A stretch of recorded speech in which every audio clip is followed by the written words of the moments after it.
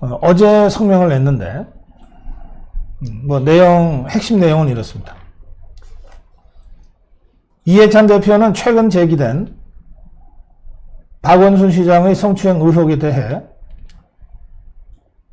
고인에 대한 의혹과 관련 당 차원의 대응 계획이 있느냐고 물었던 취재 기자를 쏘아본 뒤 인터뷰를 마치고 부적절한 욕설을 사용했다.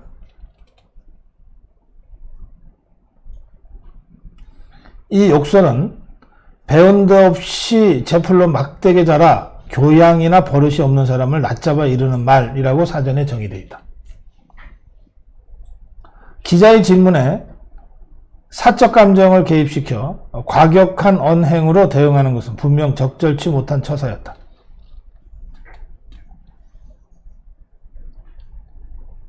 공인에 대한 언행은 국민의 관심사이고 기자는 국민의 알 권리와 사회 정의를 위해 취재하고 보도한다. 이 대표 또한 공인으로서 고인에 대한 명예회복 차원에서라도 당에서 진행되고 있는 상황에 대해 사실 그대로 밝히면 될 일이었다. 그럼에도 저속한 비유를 사용하면서 취재 기자에게 모욕을 준 것은 기자들에 대한 명예를 훼손한 것이다.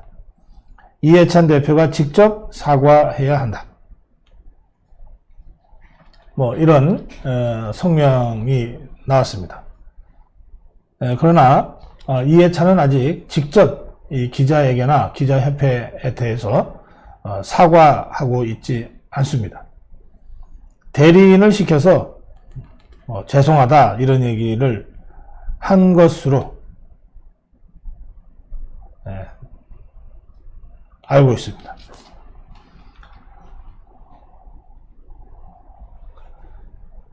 이해찬이 비속어를 썼으니 이해찬이 직접 사과해야겠죠.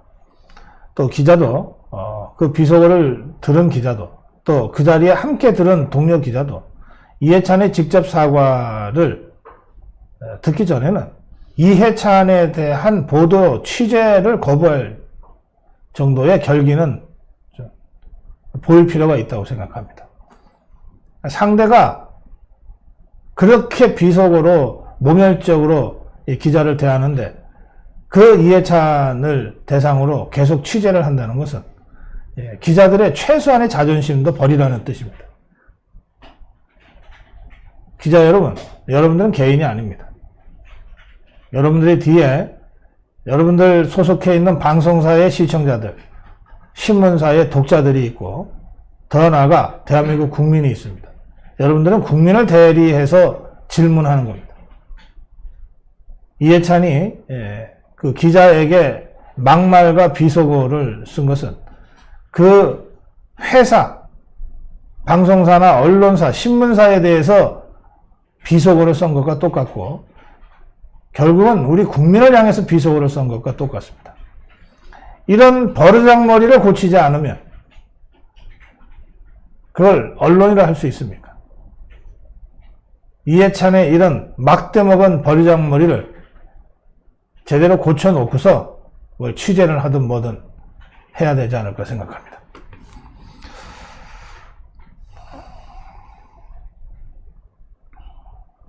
네, 오늘도 이 박원순 관련 기사가 계속 있습니다. 어제 피해 여성의 법률 대리인 측에서 기자회견을 했습니다. 법률 대리인 김재련 변호사, 한국여성의전화 사무실에서, 은평구에 있는 한국여성의전화 사무실에서 기자회견을 가졌는데 이 자리에서 이렇게 얘기했습니다. 피해자가 사용했던 휴대전화를 디지털 포렌식해서 나온 자료를 수사기관에 제출했다. 이 디지털 포렌식을 한 것은 이제 사적으로 한 겁니다. 수사기관에서 한 것이 아니고 사적으로 한 겁니다. 그래서 나온 자료를 수사기관, 경찰에 제출했다. 그리고 이 피고소인, 피해 여성이 비서직을 그만둔 이후인 올해 2월 6일 날 박원순으로부터 이 심야 비밀 대화에 초대받은 증거도 제출했다. 이 2월 6일이 왜 중요하냐면 이 피해 여성이 비서직으로 근무하고 있을 때는 이 비서직의 특성 때문에 뭐 24시간 대기해야 되고 언제 어디에서나 뭐 이런저런 대화를 해야만 되는 그 직무가 있으니까, 직무 관계가 있으니까 이것을 성추행, 폭력이라고 하기 바로 규정하기가 쉽지 않나. 2월 6일 그러니까 이 비서직을 그만둔 이후 완전히 근무 상황이 달라졌는데 이때도 무슨 비밀 대화방에 초대를 했다고 하니 이거야말로 직무와 아무 관계없는 그런 성추행, 성희롱, 성폭력이고 이것을 시장이라는 직분을 이용해서 위력으로 한 것이기 때문에 위력에 의한 직장 내 성폭행 사건이 된다. 성폭력 사건이 된다. 이제 이런 관점인 것 같습니다.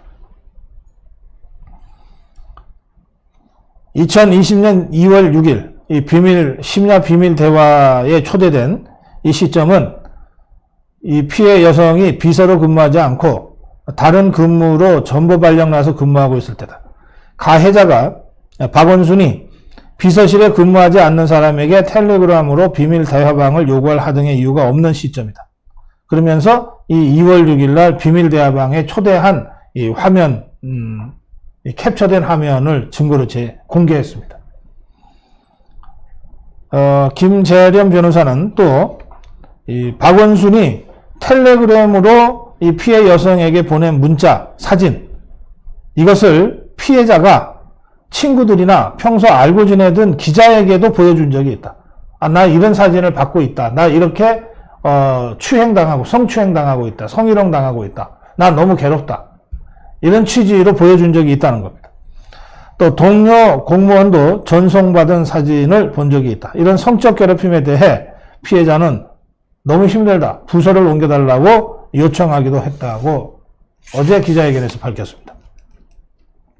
그리고 피해자는 처음부터 박원순 시장의 비서로 취직한 것도 아니었다. 시장 비서직으로 지원한 적도 없다. 그냥 공무원으로 임명이 됐는데 서울시청에 연락을 받고 면접을 한 후에 4년여간 비서로 근무하게 됐을 뿐이다. 그리고 박원순의 범행은 이 피해 여성이 비서직을 수행하는 4년 동안 그리고 다른 부서로 발령이 난 이후에도 지속됐다. 범행 발생 장소는 시장의 집무실과 집무실 내에 있는 침실 등이었다. 이게 법률 대리인이 어제 기자회견에서 밝힌 내용입니다.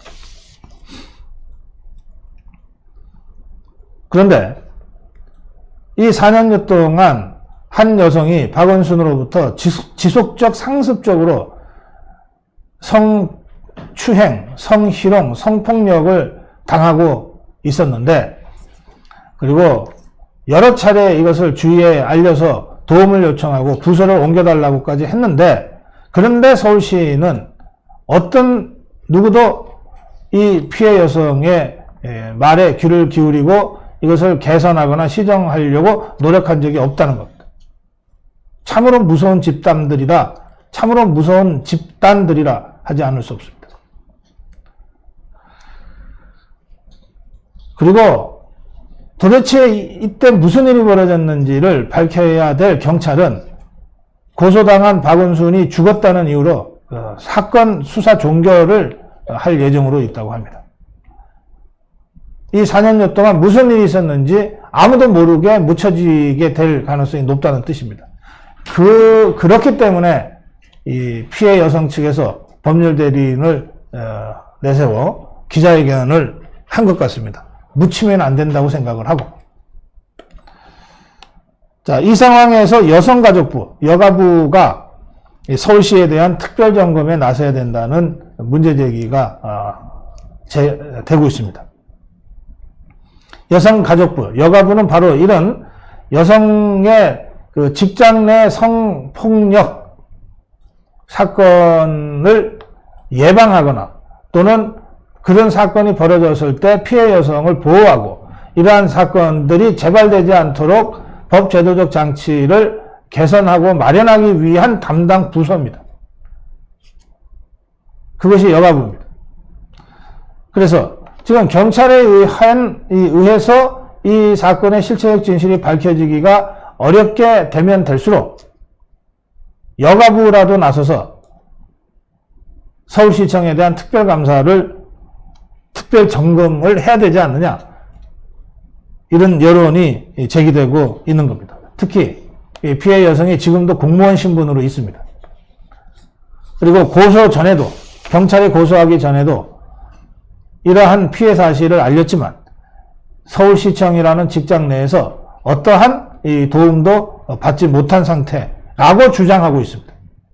그렇다면 똑같은 피해자, 동일한 사건들이 언제든 재현될 수 있고 언제든 다시 묻힐 수 있다는 뜻도 되기 때문에 서울시의 구조적 문제가 도대체 무엇인가라고 하는 것을 확인하고 그것을 개선하기 위해서 노력해야 되는 것은 여성가족부, 여가부의 의무라고 할 수 있습니다. 여가부가 서울시에 대한 특별 점검에 나서야 된다고 하는 문제 제기가 되는 이유입니다. 그런데 이 여가부가 과연 이 박원순과 서울시에 대한 특별 점검에 나설지 잘 모르겠습니다. 왜냐하면 이 여가부가 안희정이가 미투 사건으로 도지사직을 그만둔 직후에 충청남도에 대해서는 특별 점검을 나선 바가 있지만 오거돈이가 성추행 사건으로 시장을 그만둔 후에 부산시에 대해서는 여가부가 아무런 조치도 취하지 않았기 때문입니다. 안희정에 대해서는 특별 점검에 나섰던 여가부가 오거돈에 대해서는 아무런 조치도 취하지 않았다. 뭔가 안희정만 하더라도 대깨문들이 불편하게 생각했던 사람이니까 안희정이 미투에 걸리자마자 여가부까지 나서서 압박하면서 특별 점검을 했는데 오거돈이는 그야말로 문재인 부산 세력의 핵심이니까 오거돈이 성추행 사건에 연루돼서 사퇴한 후에도 여가부가 부산에 대해서, 오거돈에 대해서는 아무런 조치도 취하지 않았다는 겁니다. 그러니 이 박원순 살려내라 어쩌고 저쩌고 하는 이 박원순 이 극렬 지지자들이 지금도 이 피해 여성에 대해서 2차 피해, 3차 피해를 입히고 있는 이 상황에서 과연 여가부가 서울시에 대한 특별 점검에 나설 수 있을 것인가? 회의적인 시각들이 많습니다. 그러나 나서야 한다고 하는 여론이 압도적으로 높다고 하는 점을 여가부 관계자들이 엄중하게 새겨들어야 할 겁니다. 이 피해자의 주장대로라고 한다면 이게 그런지 안 그런지를 우리가 조사를 해서 결론을 내리기가 지금 어렵기 때문에 일단 그렇게 설명드리겠습니다. 피해자의 주장대로라면 박원순에 대해 제기된 성추행 의혹은 위계에 의한 성폭력으로 전형적인 직장 내 성희롱에 해당되기 때문에 그런지 안 그런지 사실관계를 확인할 필요가 있고 또 박원순이 숨지면서 경찰 수사로 시비를 가려낼 수 없게 된 만큼 예방적 차원에서 여가부의 특별 점검이 불가피하다. 이런 주장입니다. 이미경 한국성폭력상담소장 어제 그 피해 여성의 그 법률 대리인 김재련 변호사와 함께 기자회견장에 나서서 발언을 했던 바로 그 사람입니다. 이미경 소장, 전형적 직장 내 성추행임에도 공소권 없음으로 형사고소를 더 이상 하지 못하는 상황이다. 결코 진상규명 없이 넘어갈 사안이 아니다. 그러므로 진상규명을 하기 위해서는 여가부라도 나서서 직접 특별 점검하라. 이 말입니다. 또 피해자가 박 시장을, 박원순을 고소하기 전 이 서울시청 내에 여러 관계자들한테 피해 사실을 알렸음에도 이들이 시장님이 그럴 리가 없다. 그냥 실수한 것으로 받아들여라. 비서 업무는 보좌하는 역할이고 노동이다. 그것도 일이다. 이런 식으로 말했다고 하는데 이 피해자의 이런 주장이 사실이라면 이야말로 박원순뿐만 아니라 서울시 내부가 모두 성인지 감수성이라는 측면에서 빵점짜리들만 모여있다는 뜻도 되는 것입니다. 그 점에서도 도대체 서울시에서 무슨 일이 벌어지고 있는가를 근원적으로 살펴보고 개선해야 될 부분들이 분명히 있다는 겁니다. 그걸 위해서라도 여가부의 특별점검 필요하다. 필요하면 감사원의 특별감사까지도 직무감찰까지도 필요하다. 그렇게 말씀드립니다. 여성가족부, 여가부가 2018년에 공공부문, 그러니까 정부나 뭐 공기업들입니다. 공공부문에 성희롱, 성폭력 방지 조치 특별점검 차원에서 온라인 조사를 한 것이 있습니다. 공공기관 종사자 23만 2천 명 중에서 6.8%가 최근 3년간 성희롱이나 성폭력에 직접 피해를 입었다고 답했습니다. 6.3%. 6.8%. 그런데 피해자의 67.3%는 목소리를 내지 못하고 그냥 넘어갔다.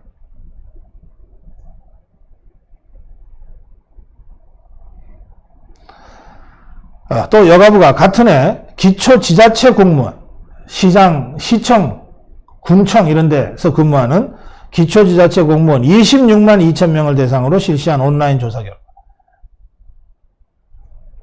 10명 중에 1명, 11.1%, 10명 중에 1명이 성희롱, 성폭력 피해 경험이 있다. 그럼 어떻게 했는가? 74.5%가 그냥 참고 넘어갔다. 이렇게 답변하고 있습니다. 그러니까 박원순에 의해서 4년간 상습적으로 성추행, 성폭력을 당한 이 피해자도 이런 10명 중에 1명꼴로 피해당했던 그 피해자 중에 1명이었고, 그리고 4년여 동안 그냥 참고 넘어간 겁니다. 주위에 말은 하고 도와달라고는 했으나 고소에까지는 이르지 못하고 그냥 참고 넘어갔던 그런 사람들 중에 한 사람입니다. 그런 사람이 참다 도저히 이대로는 못 살겠다. 그거 해서 고소에 나섰고,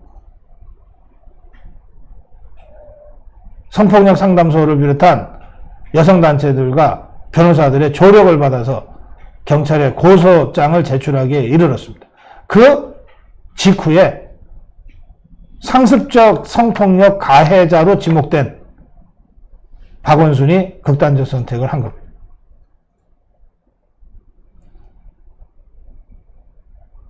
이 놀라운 조사입니다. 피해자의 67%나 74%가 모두 다 참고 넘어갔다는 거. 그리고 공무원들의 10%가 피해 경험이 있다고 답변하고 있습니다.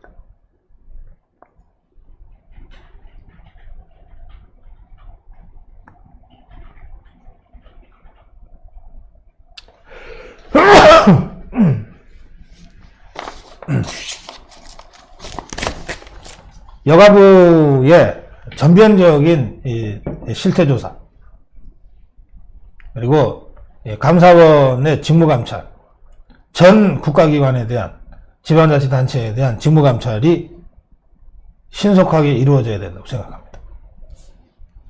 그리고 이 상황을 문재인 좌파 정권한테만 맡겨둘 수가 없습니다. 어떻게 믿습니까? 제대로 할 걸. 통합당이 적극적으로 나서라. 다시 주문합니다.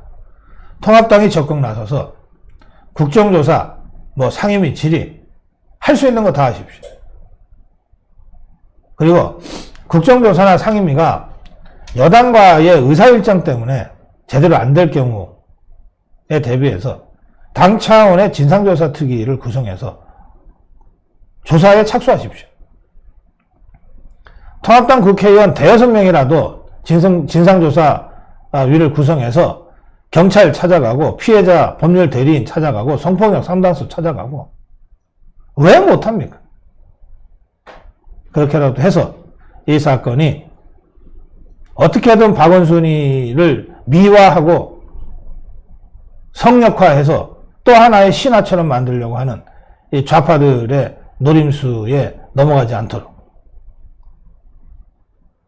4년여간 상습적으로 성추행, 성폭력을 해온 이 가증스러운 박원순의 이 위선적인 행태가 낱낱이 드러나고 밝혀져서 그와 유사한 이 짐승들의 이 민낯이 백일하에 드러나서 다시는 이런 피해 여성이 피해를 당하고서도 오히려 가해자로 둔갑되는, 피해를 당하고서도 목소리를 죽여야 하는 이런 비정상적인 상황이 오지 않도록 적극 나서기 바랍니다.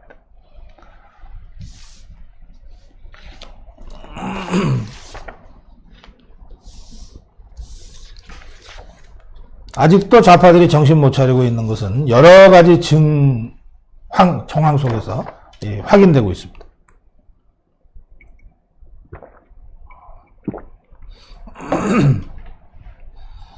박원순이 밑에서 행정 1부시장을 한 윤준병이라는 사람이 지금 더불어민주당 국회의원인데,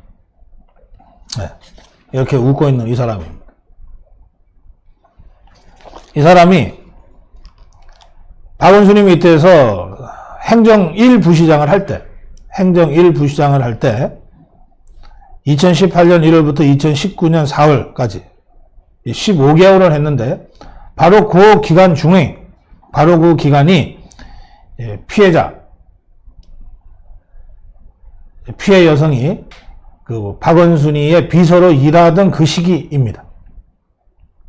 그러니까 이 윤준병이도 행정 1부시장을 할 때 박원순의 그 비서로 일하면서 상습적으로 성추행, 성폭력을 당하고 있었던 그 피해 여성을 알게 된 사람입니다. 행정 1부시장은 하루에도 몇 번씩 시장한테 보고를 해야 되는 자리에 있기 때문에 수시로 아마 박원순한테 보고를 했을 것이고, 보고를 하다 보면 이 비서로 일하던 이 피해 여성을 자주 봤겠죠. 이 윤준병이가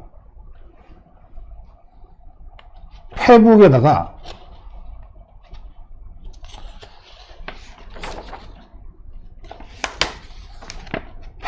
글을 올렸습니다. 그런데 이 페북이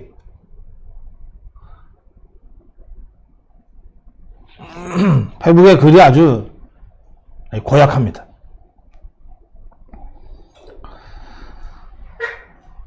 내용이 이렇습니다. 서울시 행정 1부시장으로 근무하면서 피해자를 보아왔고, 그 피해 여성을 얘기하는 겁니다. 피해자를 보아왔고, 시장실 구조를 아는 입장에서, 박원순의 집무실 뒤에 쉴 수 있는 공간이 있고, 그 뒤에 침실이 있고, 화장실이 있고 하는 등등의 이런 그 시장실 구조를 아는 입장에서 이해되지 않는 내용들이 있었다. 침실, 속옷 등 언어의 상징 조작에 의한 오해 가능성에 대처하는 것은 남아있는 사람들의 몫이다. 그러니까 침실, 속옷 이런 단어는 어제 피해 여성의 법률 대리인 김재련 변호사가 기자회견을 하면서 밝힌 내용들입니다.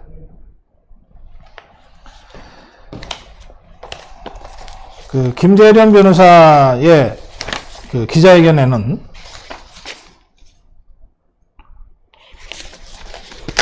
이 성추행 그 상황을 자세하게는 이야기할 수 없다고 전제하면서 몇 가지 이야기를 했을 뿐입니다. 그런데 거기에 나오는 침실, 속옷 이런 단어들이 상징 조작에 의한 오해 가능성이 있고 이것을 대처하는 것이 남아있는 사람들의 몫이다. 이렇게 주장을 이 윤준병이라는 사람이 했습니다. 서울시 행정 1부시장을 지낸 지금 더불어민주당 현역 의원입니다. 이 사람이 했습니다. 그러니까 이 사람의 주장은 피해 여성이 주장한 성추행 피해 사실이 조작됐을 가능성이 있다. 이런 취지의 발언이었던 겁니다. 왜? 언어의 상징 조작에 의한 오해 가능성.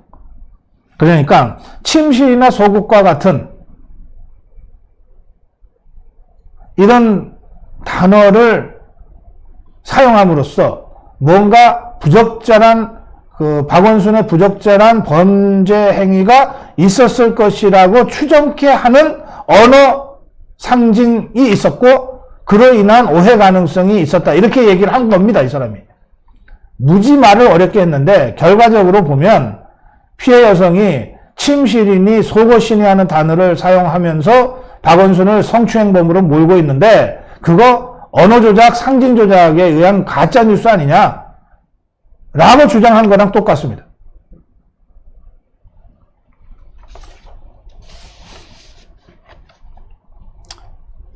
제일 부시장이 시장의 최측근이죠.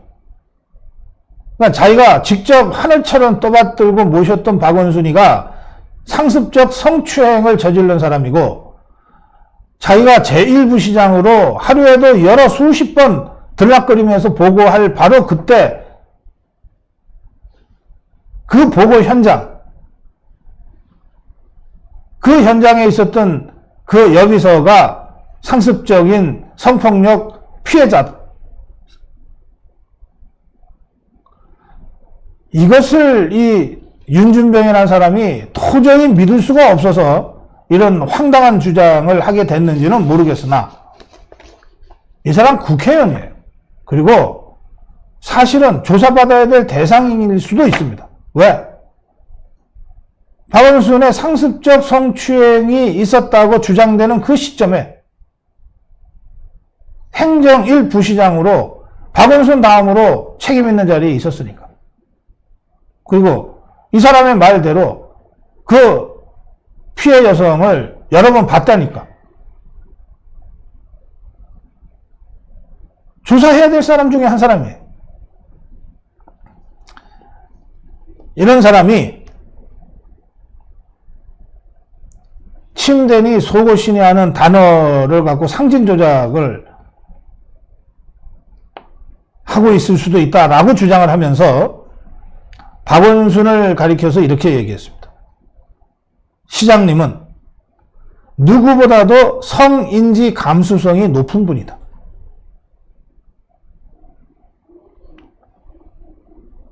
박원순 시장님은 순수하고 자존심이 강한 분이시라서 고소된 내용의 진위 여부와 관계없이 고소를 당했다는 사실 자체만으로 주변에 미안함을 느꼈을 것이다.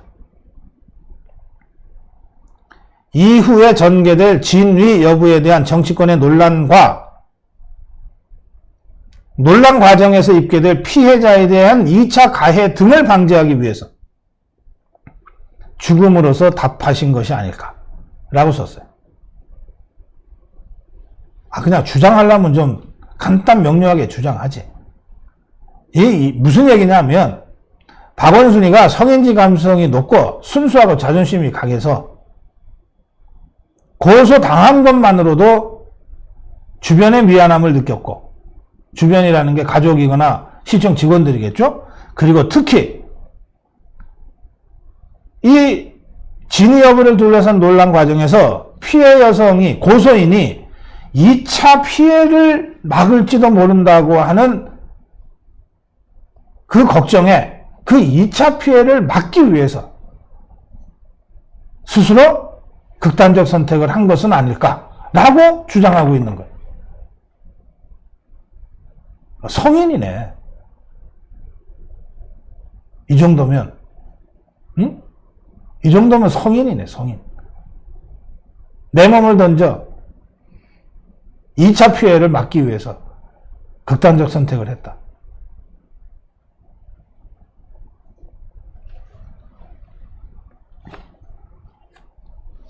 자, 그러면서 이제 말하고 싶은 내용은 맨 마지막에 나옵니다. 고인, 박원순의 명예가 더 이상 훼손되지 않았으면 좋겠다. 그러나 비정한 정치권, 특히 미래통합당에서 아무것도 안 하고 있는 미래통합당이 갑자기 튀어나왔습니다. 특히 미래통합당에서 피해자의 2차 피해 여부는 아랑곳하지 않고 하이에나처럼 집요하게 물고 늘어질 것 같다. 이제 남아있는 사람들이 인권 변호사로서, 시민운동가로서, 사회혁신가로서, 서울시장이라는 한 공인으로서 고인이 한국 사회에서 이루어왔던 소중한 일들을 지켜내고 아직 이루지 못한 남은 일들을 이어서 해나가야 한다.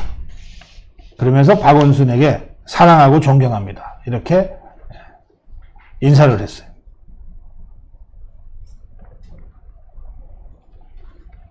참 이러니까 박원순 사단이라는 소리를 듣죠.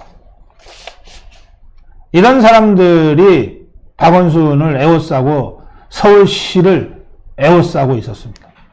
이런 사람들. 그러니 이런 사람들이 에워싸고 있는데 한 여성이 나 박원순으로부터 상습적으로 성추행 당하고 성폭력 당해왔다. 도와달라. 누가 들은 채나 했겠습니까? 야, 그거 나 일이야. 너 시장님이 얼마나 순수한 분인데 너 그런 식으로 함부로 얘기하고 다녀. 다들 이렇게 대응을 했겠죠.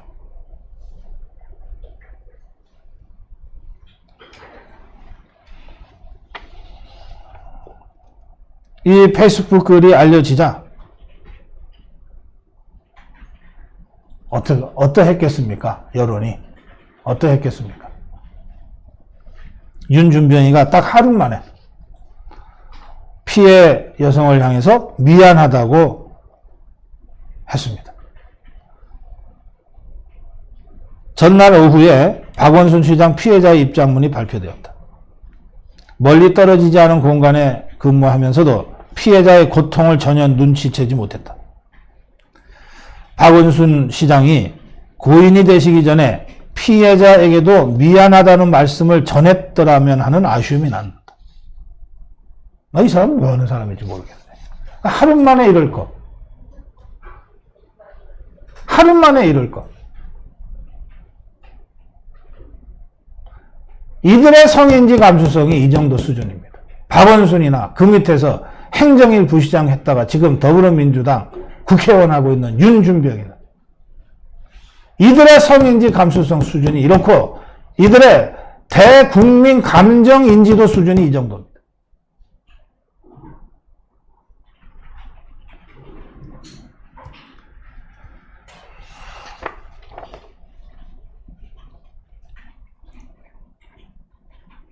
이들보다 더한 사람들도 있습니다. 대깨문들입니다. 더불어민주당의 권리당원이라는 사람들입니다.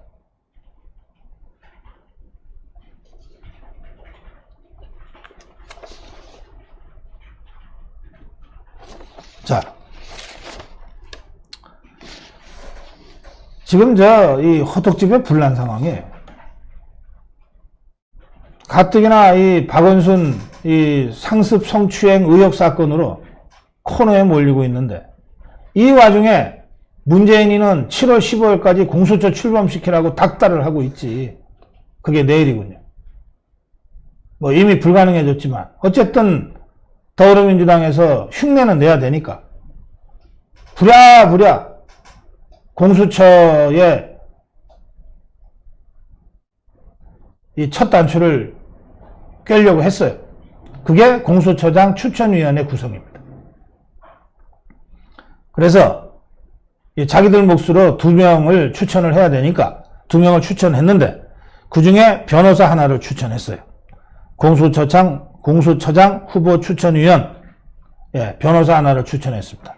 장성근이라는 변호사.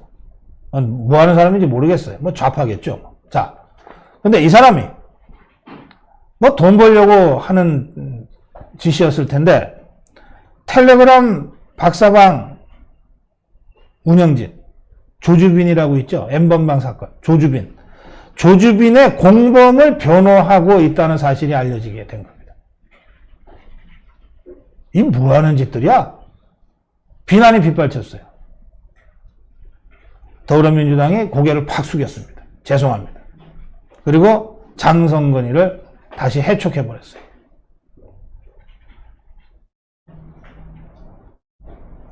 이해찬이는 근데 이 평생 고개 숙이는 걸 못해서 그런지 대리 사과했습니다. 이번에도. 장성근 이 N번방 사건의 조주빈의 공범을 변호하고 있는 이 장성근 변호사를 공수처장 후보로 추천한 거 저희들이 잘못했습니다라고 본인이 직접 고개 숙이고 사과한 게 아니라 대리로 사과했어요. 그리고 장성근이도 죄송합니다 하고 사의를 표명했어요. 이런 거 몰랐나? 그냥 조용히 들어가서 추천위원 하면은 아무도 모를 줄 알았나?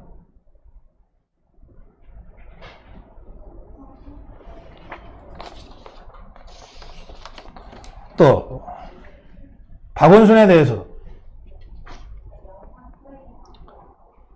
박원순 시장 맑은 분이다. 박원순 시장 자신에게 엄격한 분이다. 윤준병이 말하는 거랑 똑같은 거죠. 윤준병에 따르면 누구보다 성인지 감수성이 높은 분이다. 순수하고 자존심이 강한 분이다. 2차 피해를 막기 위해서 스스로 몸을 던지신 분이다. 맑은 분이다. 자신에게 엄격한 분이다. 순결주의가 강했다. 그래서 딴 사람 같으면 안 죽었을 텐데 박원순이라서 순결주의가 강한 박원순이라서 극단적 선택을 했다. 안타깝다.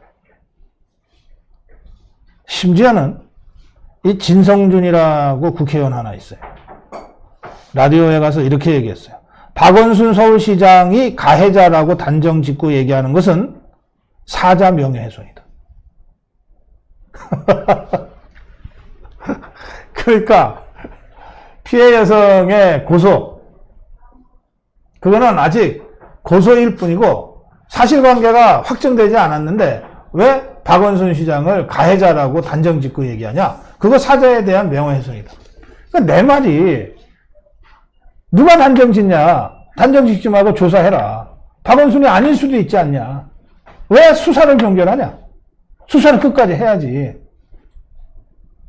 비록 고소인 고소밖에 없고 피고소인 박원순이 죽어서 직접 조사할 수 없다고 하지만 당시 정황을 조사할 수는 있지 않냐. 그래서 최소한 경찰에서 박원순이 진짜 자기는 성추행한 적이 없는데 피해 여성의 일방적 주장이라면 그걸 밝혀서 명예를 회복시켜줘야 되지 않냐. 그걸 왜 여기서 수사 전결하냐. 진성준이가 하여튼 박원순 서울시장이 가해자라고 하는 점을 기정사실로 하는 것은 사자 명예훼손이다. 이렇게 들고 나왔어.